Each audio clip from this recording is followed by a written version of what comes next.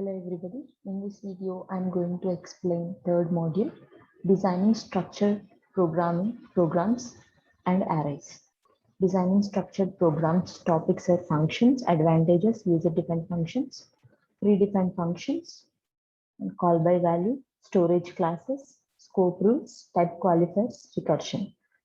So in my previous videos, I already explained what is a function, type of functions, advantages, and user-defined function and predefined functions. In this video, I'm going to start with this call by value and call by reference topic. Before going to explain call by value, call by reference, I would like to explain the definition of the parameter. What is a parameter? The information that we are going to pass to a function is nothing but a parameter.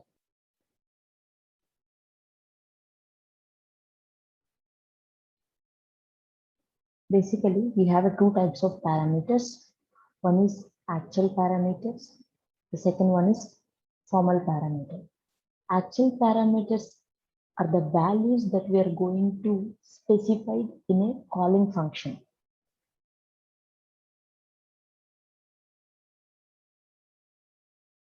And the formal parameters are that we are going to declare at called function.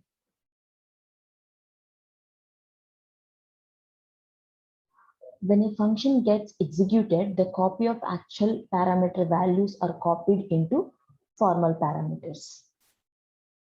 In C programming language, we have two methods to pass parameters from calling function to called function. First one is call by value, and the second one is call by reference. First, what is call by value? In call by value parameters passing method, the copy of actual parameter values are copied to formal parameters, and these formal parameters are used in called function. The change made on the formal parameters does not affect the actual parameters. So let's see the example.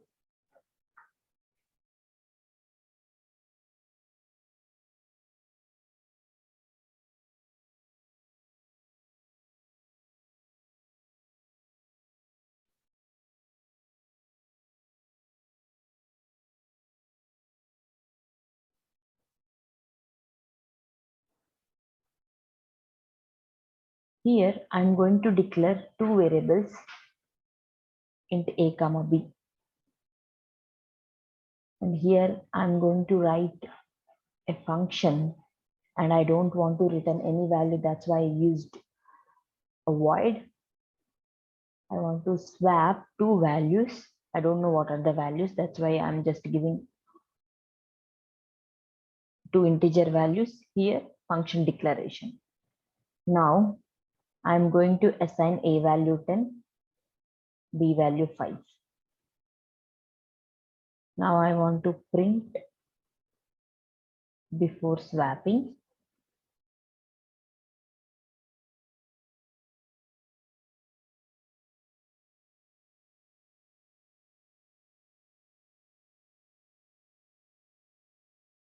So now function declaration, right? Now I'm going to call the function.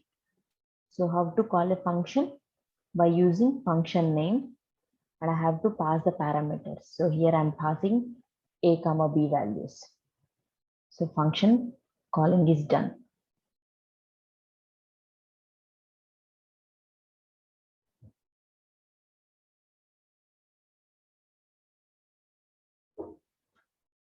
Now I'm going to print after swapping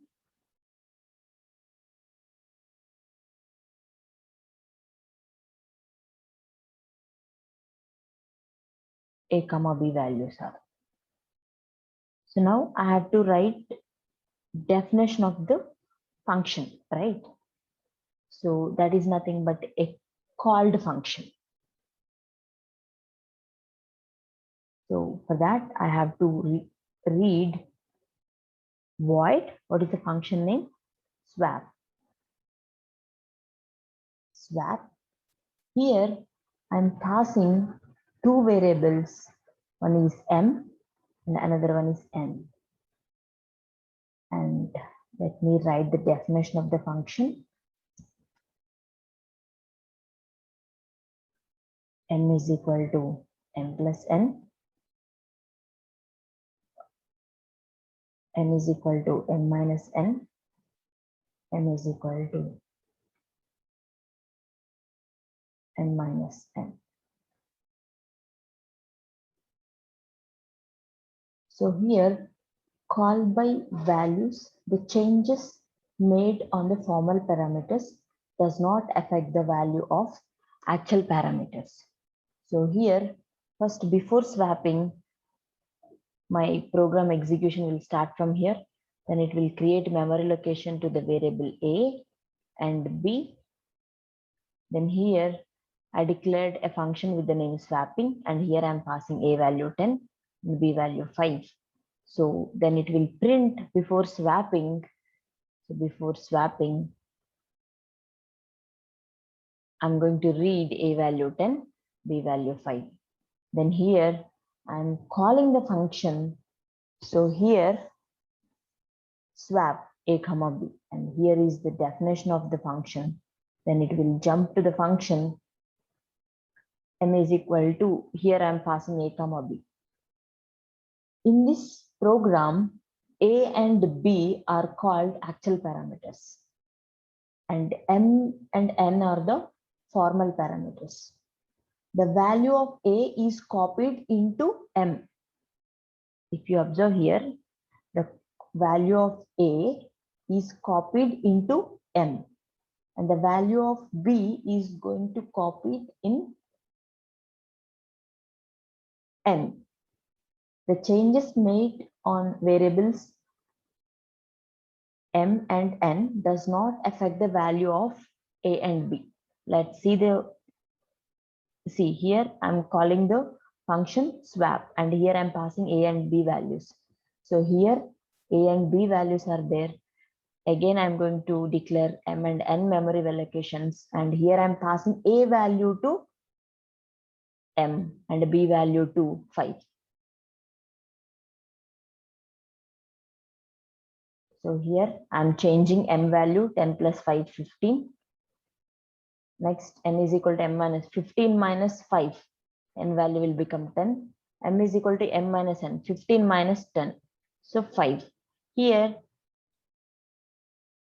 m and n values are changed, but not A and B values.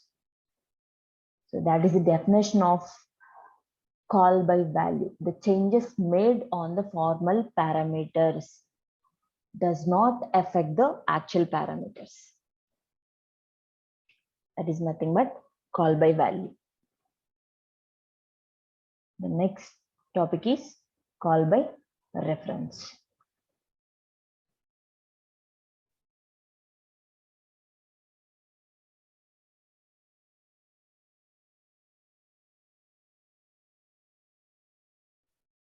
The change made on the formal parameters affects the values of the actual parameters.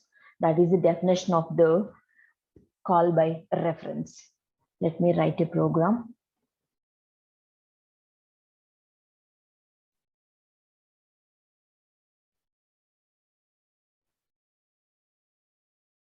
So let me create main method. Here I'm going to declare A comma B.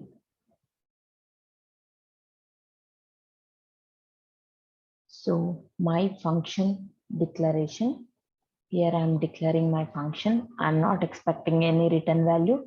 That's why here I'm using void type, void swap. Here I'm using indirection symbol. It's nothing but pointer symbol star. I'm going to call address of the variables. So function declaration is done. Assigning A value 10, B value 5.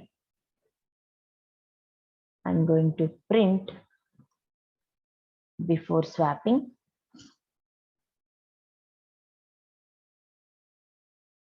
A is equal percentile D comma percentile D. I'm calling A comma B. Now I'm going to call the function. So my function name is swap. Swap. Here I declared pointer type. So I have to assign the values. So ampersand A, ampersand B. Function calling is done. So now I'm going to print after swapping.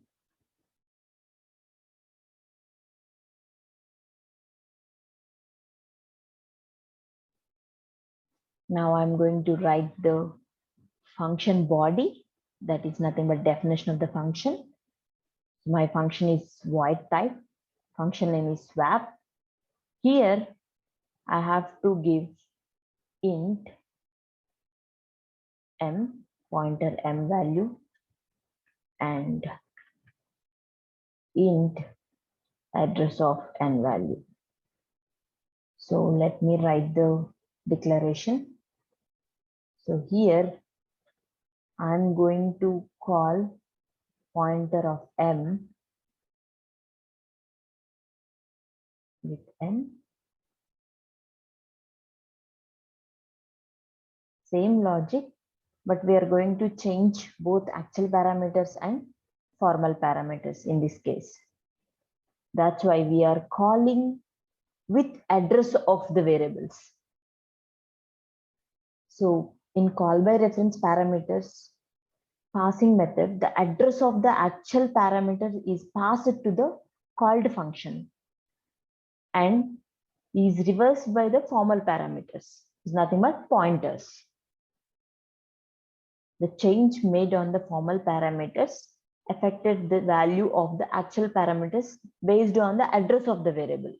So here I'm going to create memory location to the A and B. It will have some memory, B will have some memory. Here I'm passing A value 10 and B value 5. So after that, before swapping, I'm going to get A value 10, B value 5. Till here, done.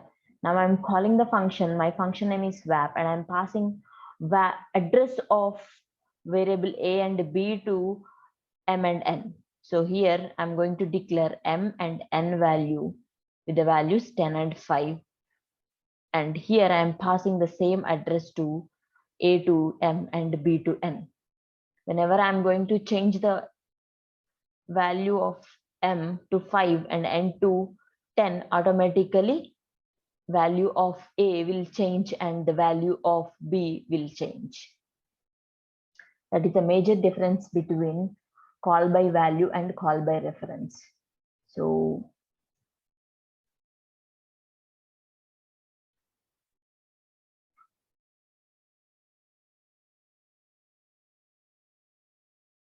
here I am passing original value to my function.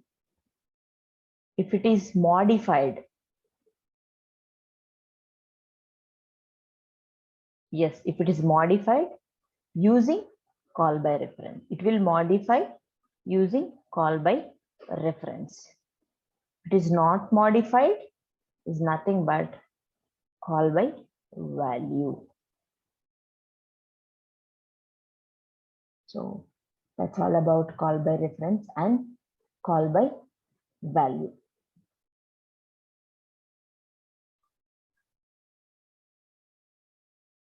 So next topic, storage classes. We have 4 types of storage classes in C programming. What is a storage class? What are the main purpose of storage classes? Storage classes are used to determine the lifetime, visibility, memory location, and initial value of a variable. So 4 types are auto, nothing but automatic,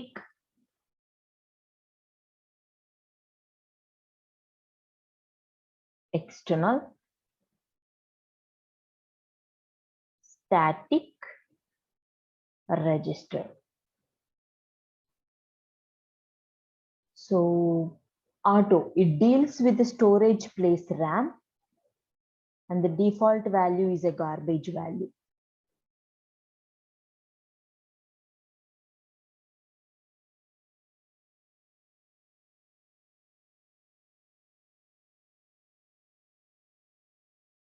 And the scope of declaration is local.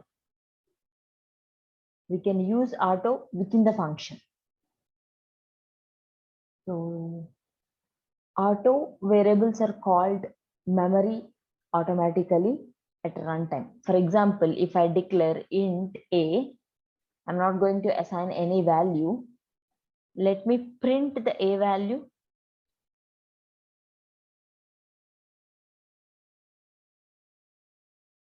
So automatically it will give you a message in the output, garbage. So auto is a keyword used to define automatic variables, and it's a local variable by default. The visibility of automatic variables is limited.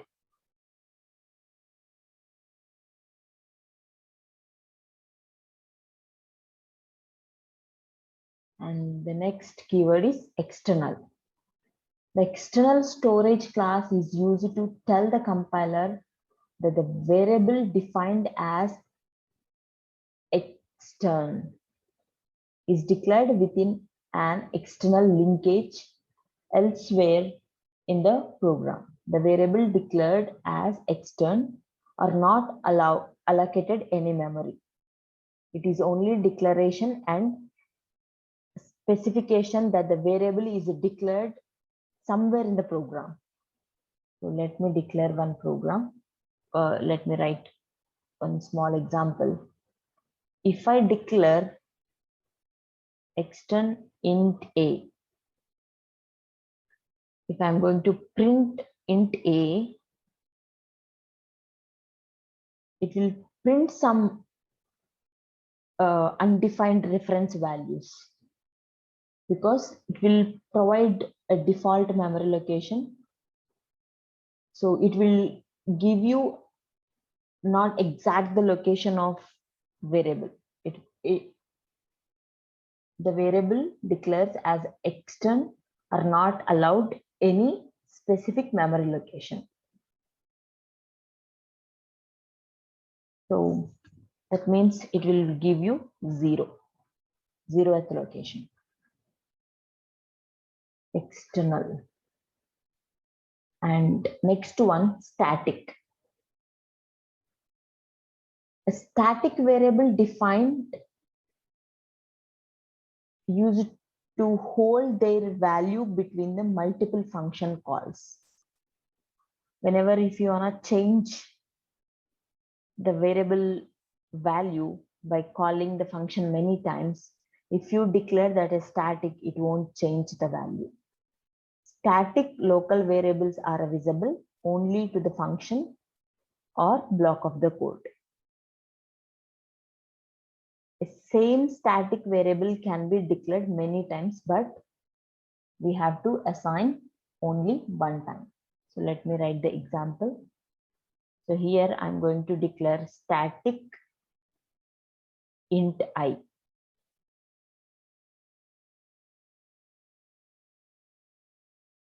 So here in the main method, I'm going to print my static value I.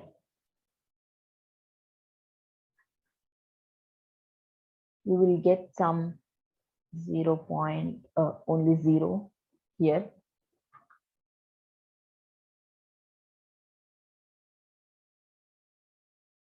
Because a variable defined as static specifier can hold their value between multiple function calls. The last one, a register. So register, all these 4 are for the variables. A register variable is allocated the memory into the CPU registers depending upon the size of the memory. We cannot refer the register variable. We cannot use or we cannot use AND operator to provide a memory location to the variable. The access time of the register variable is faster than the automatic variables. So if I declare any value like a register, by using a keyword register, we can declare register variable allocated memory in the CPU register. The initial value is 0. So here, whenever I'm going to print my register value, here I did not assign anything, so it will return 0. The access time of register variables is faster than the automatic variables.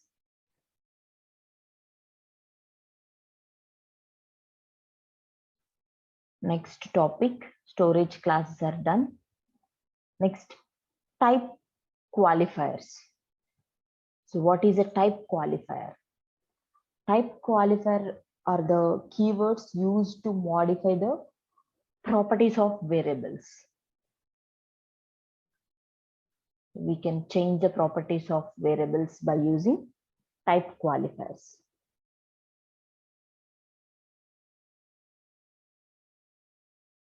Basically, we have two type qualifiers are available. First one is constant. The second one is volatile. So constant type qualifier is used to create constant variables. When a variable is created with the constant keyword is const keyword, the value of the variable cannot be changed once it is defined. That means once a value is assigned to a constant variable, that is fixed. So how to declare a constant variable? For example, here I have declared int value a value 9 and constant int b is equal to 10. Now I'm going to change a value to 10 and b value to 100. So let me write the program. So here int a is equal to 9. I'm going to create one constant variable with the name b, and here I assign value 10. Now let me change value of a to 10 and b is equal to 100. Now let me print both a and b values. %d, comma.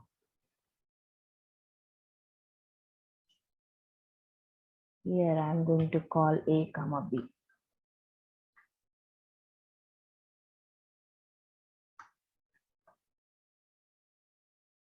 It will throw you an error.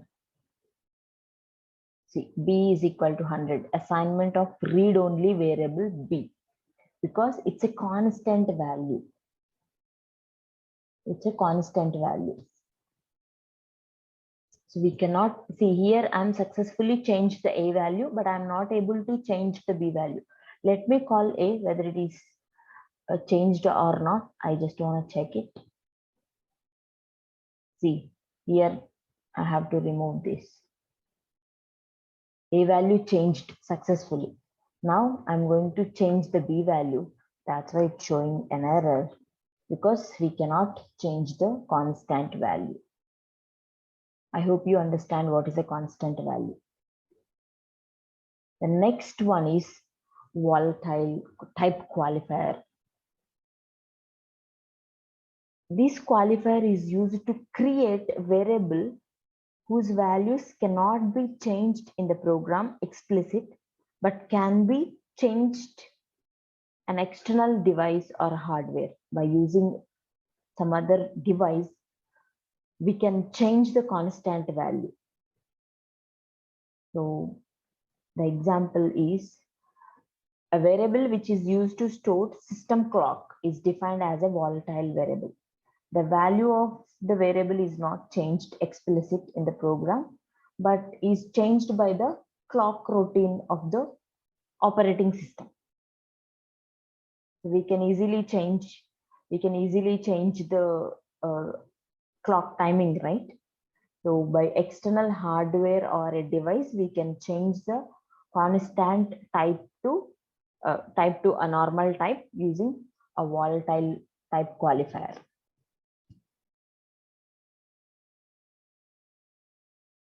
So next topic is recursion.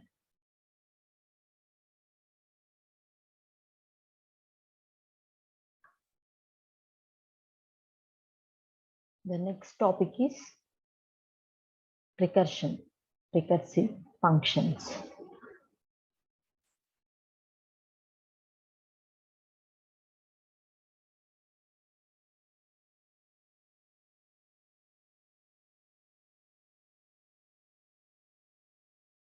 Function calls can be made from the main function. Other functions are from the same function itself. The recursive function is nothing but a function called by itself is called recursive function.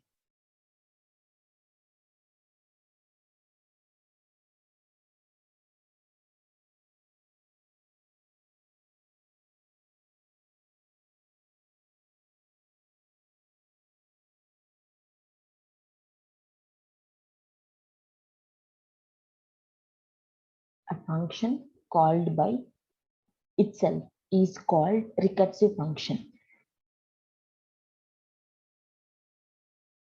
So we have to check very carefully whenever you are going to use a function within the function.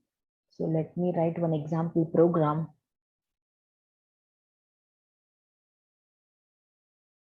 Factorial number.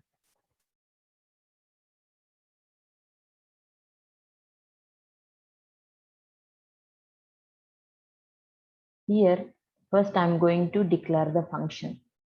So I'm expecting some value. That's why I'm not using return type.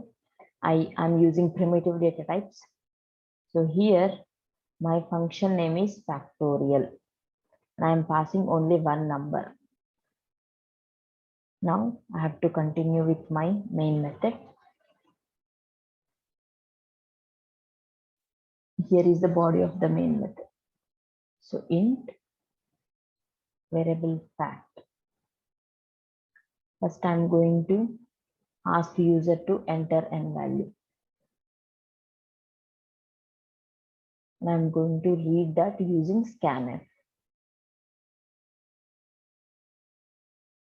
So now I'm going to use fact variable, and here I'm calling my function. So what is the function name? Factorial, and I'm passing the n value to my function. So after calling the function, I'm going to print factorial of given number percentile d comma n comma fact. So I'm going to print value and the given number. Till here my main method is done. Now I have to write the function definition. So here is function declaration. Now I'm writing the function definition. So my function name is factorial. Here I am passing a value integer type n.